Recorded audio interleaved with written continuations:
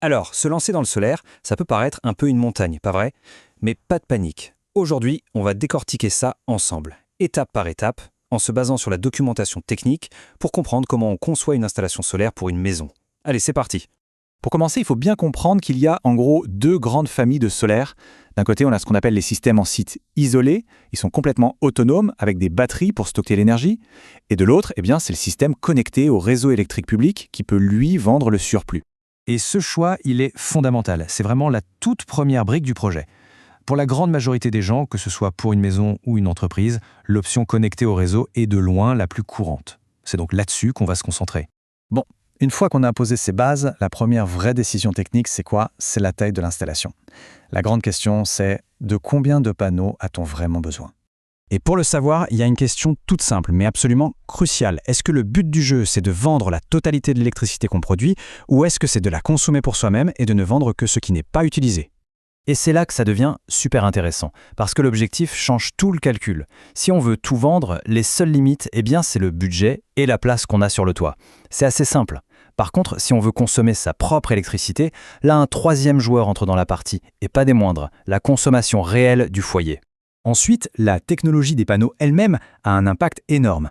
Par exemple, avec du silicium monocristallin, qui est un peu le haut de gamme, il faut compter entre 6 et 9 mètres carrés pour obtenir ce qu'on appelle un kilowatt crête. Le kilowatt crête, pour faire simple, c'est la puissance maximale du panneau quand le soleil tape bien fort. Attention, si on prend des technologies moins performantes, cette surface peut carrément grimper jusqu'à 26 mètres carrés pour la même puissance. Bon, pour ne pas se prendre la tête avec tous ces chiffres, il y a une petite règle d'or à retenir pour une première estimation. En moyenne, on peut partir sur l'idée qu'il faut environ 8 mètres carrés de panneaux pour avoir 1 kW crête de puissance. C'est une bonne base de calcul. Ok, on a la taille. Maintenant, il faut choisir le cerveau de toute l'opération. On parle bien sûr de l'onduleur. C'est un peu le héros discret de l'histoire, mais sans lui, l'installation ne sert à rien. Alors, à quoi ça sert un onduleur? C'est très simple. Les panneaux solaires produisent du courant continu. Pensez à une pile, une batterie, c'est ce type de courant.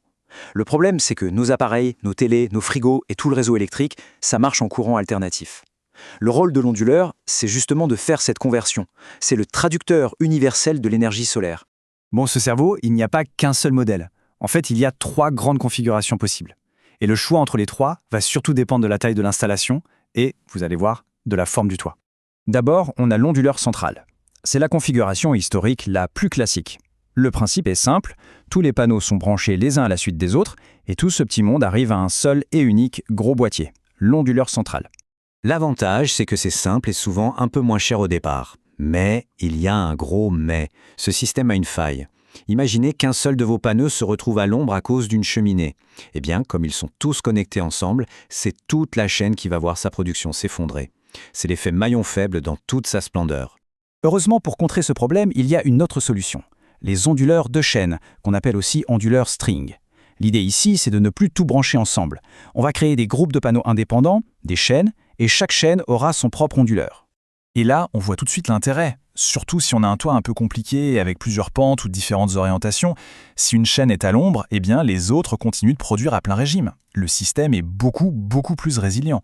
Et puis, on a la troisième option, la plus moderne si on veut, c'est l'approche la plus fine, les micro-onduleurs. Là, le concept est radicalement différent. Fini les gros boîtiers.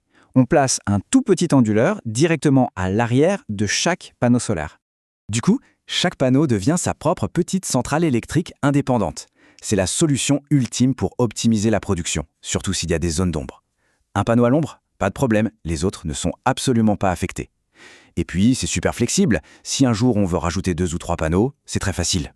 Bon, on a la taille, on a la technologie d'onduleur, le système est prêt sur le papier. Maintenant, le vrai défi commence. Comment est-ce qu'on utilise au mieux toute cette belle électricité produite? C'est tout l'art de ce qu'on appelle l'autoconsommation. D'ailleurs, une phrase dans la documentation résume parfaitement l'enjeu actuel. Plus les coûts de production d'électricité photovoltaïque baissent, plus il sera intéressant pour un exploitant de consommer lui-même l'électricité qu'il produit. Autrement dit, ça devient de plus en plus rentable de consommer sa propre énergie. Sauf qu'il y a un hic, un défi de taille, le décalage. Regardez ces graphiques. En bleu, c'est la production solaire, en rouge, la consommation. En juin, on voit un pic de production énorme en pleine journée, bien plus que ce dont on a besoin. Et en décembre, c'est tout l'inverse. On consomme beaucoup le soir, quand il fait nuit, et que les panneaux forcément ne produisent plus rien. Pour que ce soit plus concret, regardons une étude de cas.